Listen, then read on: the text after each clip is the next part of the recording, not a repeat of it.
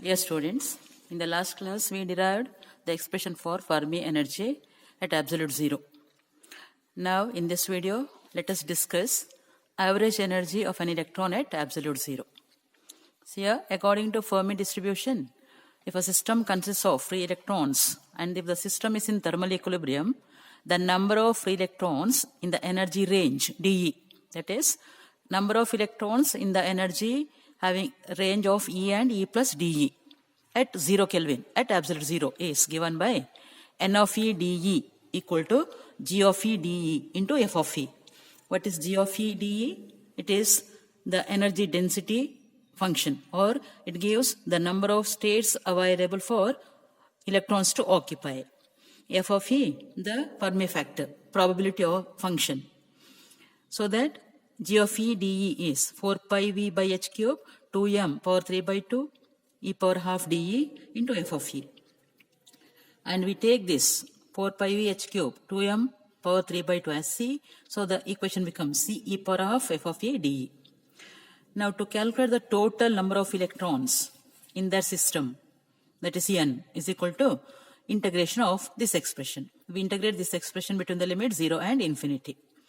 And if we split this, the limits minimum and maximum between 0 and EF of 0, what is EF of 0? Fermi energy at absolute zero. And EF of 0 to infinity. We write this expression as this. Now temperature is 0 Kelvin at absolute zero. When E is less than EF, that is the energy levels below the level EF, then all those levels are completely filled, so F of E is equal to 1. All the levels above EF, E greater than EF, F of E equal to 0. So that this equation becomes this. The second one becomes 0, so that N equal to this. Therefore, total energy of the now this is 1, equation 1, nothing but the expression for total number of electrons in the system when the system is in thermal equilibrium. Now to get the expression for total energy of the electrons, the total energy of that system, we use the equation E is equal to integration of E G of E dE. G of E, the states available, E is the energy, so that this product gives, or the integration of this gives total energy of the electrons. So that is E is equal to integration of E C power half dE, that is C e to the power 3 by 2 dE, and average energy at absolute zero. We get it as total energy by total number of electrons. That is equation 2 by 1. This by this. And integrate this. Numerator is C. Here C e power 5 by 2 by 5 by 2. That becomes 2 by 5C e power 5 by 2 between the limit 0 and EF of 0. Denominator is C e power 3 by 2 by 3 by 2. So that we write this. And when you simplify this, you get this. So that here, if you simplify this, that becomes EF of 0. So that average energy of the electrons is 3 by 5 EF of 0. This at 0 Kelvin, when the temperature is 0 Kelvin at absolute zero. At any temperature greater than 0 Kelvin, the expression for average energy is this. See, the derivation is not included, just note down this expression for energy, average energy of the electrons when the temperature is above 0 Kelvin. Now let us define Fermi temperature. It is denoted as TF. What is Fermi temperature? The temperature at which the average thermal energy of the free electrons in a solid becomes equal to Fermi energy at T equal to 0 Kelvin. That the temperature corresponding to the Fermi energy at absolute zero is called Fermi temperature. Temperature at which average thermal energy of the free electrons in the solid becomes equal to Fermi energy. That is, at that temperature is called Fermi temperature, given by TF is EF of 0 by K. K is Boltzmann constant. Or the equation can also be written as this. According to classical theory, when we apply classical theory to the free electrons, then the average energy of the electron is 3 by 2 kTc. Here Tc is called the critical temperature. And when we equate these two from this, that critical temperature, we get it as 2 by 5 EF of 0 by K. And critical temperature is nothing but that Fermi temperature. Next is Fermi velocity, denoted as Vf. It is the velocity of the electrons whose energy is equal to Fermi energy.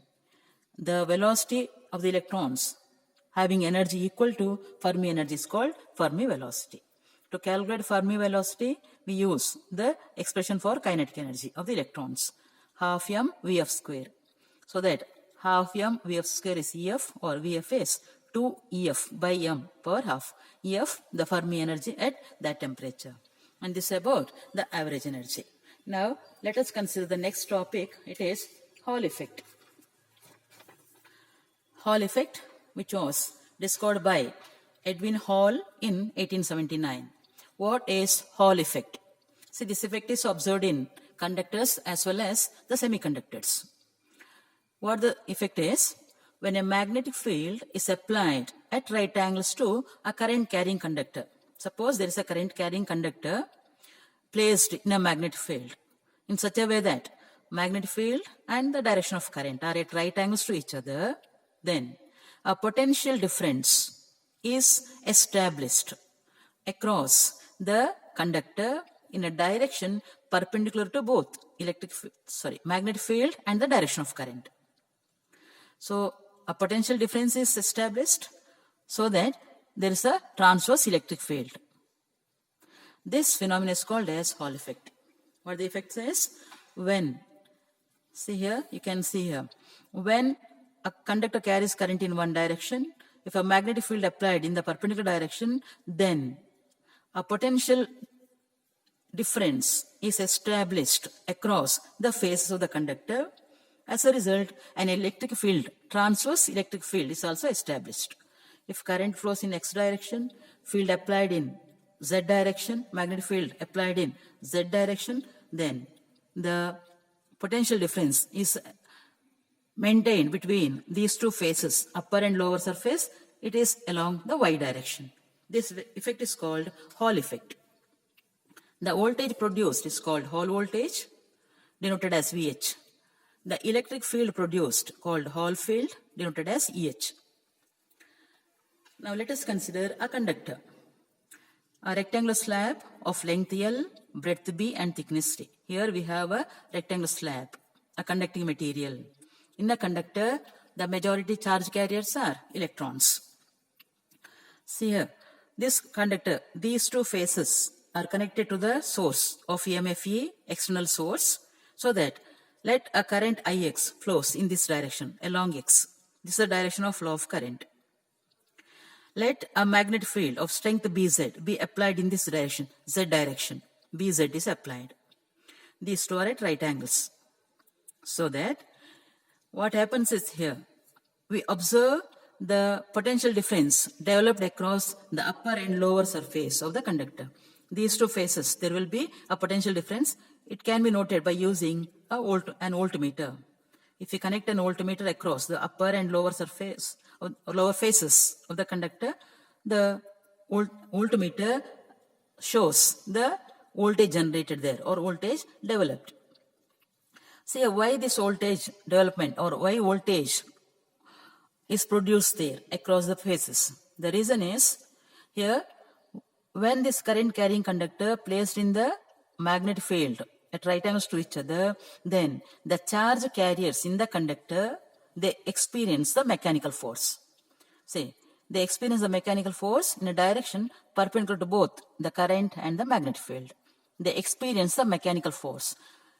That because of that mechanical force, the charge carriers, they move towards the upper and lower surfaces. See here, in this case, current flows this way.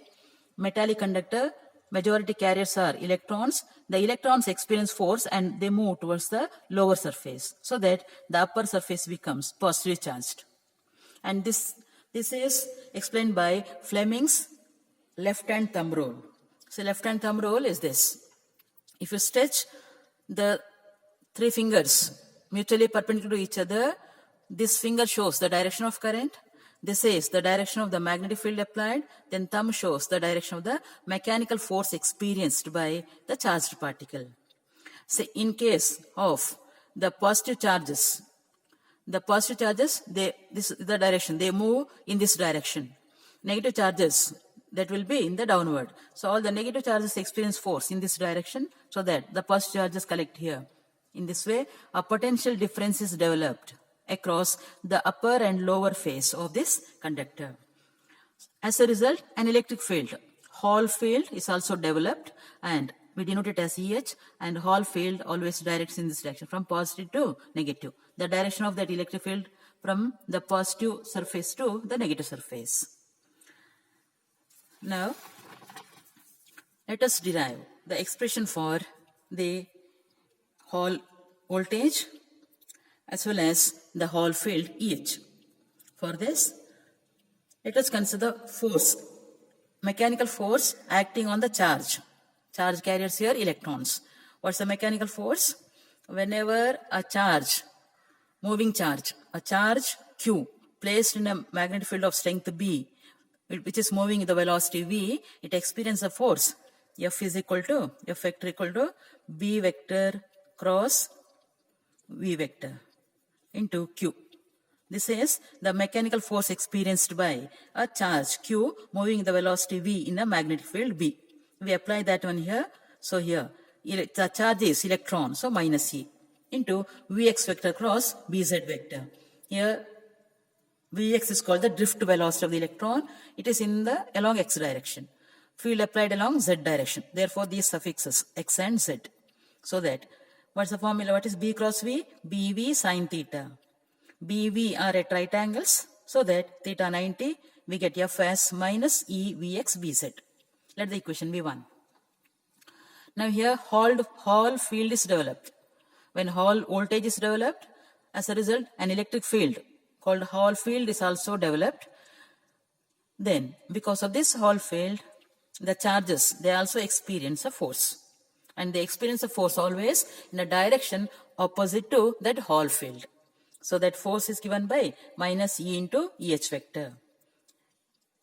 We define E as F by E. So that F is minus E EH. Or magnitude is F equal to minus E EH, equation 2. Now equate 1 and 2. By equating 1 and 2, we get EH as Vx Bz. But we know the relation between the potential and the electric field. Electric field, we write it as the potential gradient. What is D? D is the thickness of the slab.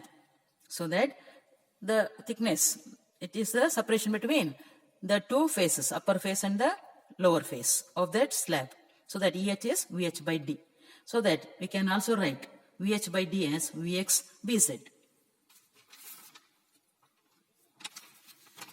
Now, let us consider the current density. Current density denoted as J, given by the formula NeVx. These things we know. Already studied in your previous free electron theory. There we studied these things, or we had gone through the current density also. So Jx is NeVx. Say what's the definition for Jx? Another definition defined as current per unit area. And when you simplify that current per unit area, you get NeVx. N, number of charges per unit volume. E, charge of the electron. Vx, drift velocity. So that drift velocity is Jx by Ne. Substitute this one in equation 3. You get EH as 1 by Ne Jx Bz. This 1 by Ne, number of charges per unit volume, charge of each electron. This 1 by Ne is taken as RH. And this RH is called as Hall coefficient. So that the electric field, expression for electric field is RH Jx Bz. So that RH is 1 by Ne. RH is also given by, from this, RH is also given by EH by Jx Bz. So from this, we can define Hall coefficient numerically as the Hall electric field generated in the material per unit current density and unit magnetic field. Hall coefficient numerically equal to Hall electric field generated in the material per unit field per unit current density. This is about the Hall coefficient. Now let us find the expression for Hall voltage. Hall voltage, there we had the equation Hall voltage is, say VH is EH into D. We use that.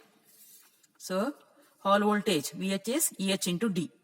EH is RH JX BZ into D. What is D? The thickness of the slab, or separation between the upper and lower surfaces of the conductor. So that from this you can write RH as VH by JX BZD, or it is VH by, what is JX?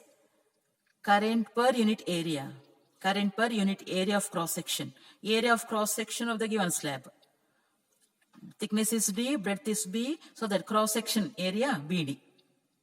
Here DD gets cancelled, remaining VHB by IXBZ. So that we get RH as VHB by IXBZ. This is the expression for RH in terms of Hall voltage. What is this VH? It is Hall voltage. B, breadth of the conductor. IX, current in X direction. BZ, strength of the field applied in Z direction. And we have one more definition for RHS, 1 by NE. What is NE? It is rho. NE is nothing but rho.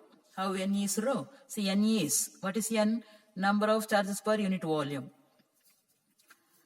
So N by V into V. Or this is NE by V. What is NE? Total amount of charge. So it is Q by V. Here V is a volume. So that amount of charge per volume. Charge per unit volume, rho. So 1 by E is also given by 1 by rho. So RH is also given by 1 by rho. What is rho? The charge density of the material of that conductor. From this you get unit of RH as meter cube per coulomb. Rho, charge density. See, rho is coulomb per meter cube, 1 by, so meter cube by coulomb. This is the unit of RH, the Hall coefficient. Now, the Hall coefficient, it may be positive or it may be negative. In case of a conductor, the majority carriers are electrons. Therefore, the Hall coefficient is negative. Why?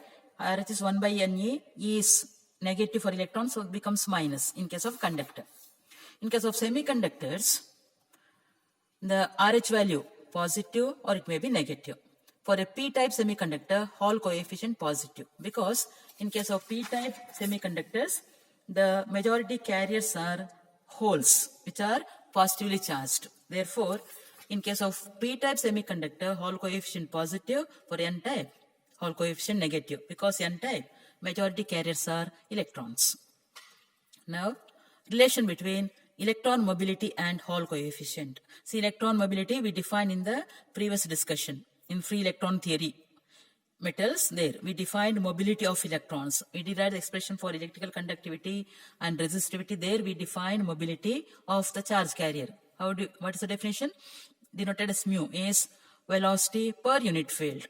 Drift velocity per unit field is mobility.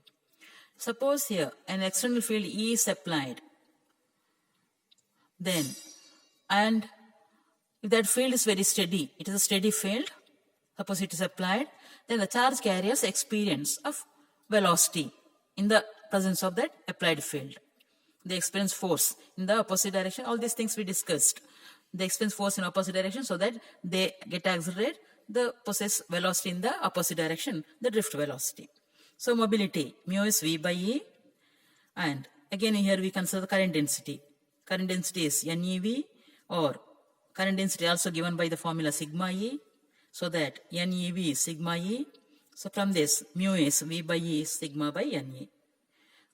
What is 1 by NE? RH. Therefore, mobility of the charge carriers or electrons, mu given by sigma into RH. What is sigma? Electrical conductivity of the metal. This is the expression for mobility. And with this, I stop here. The next part, let us continue in the next video. Thank you.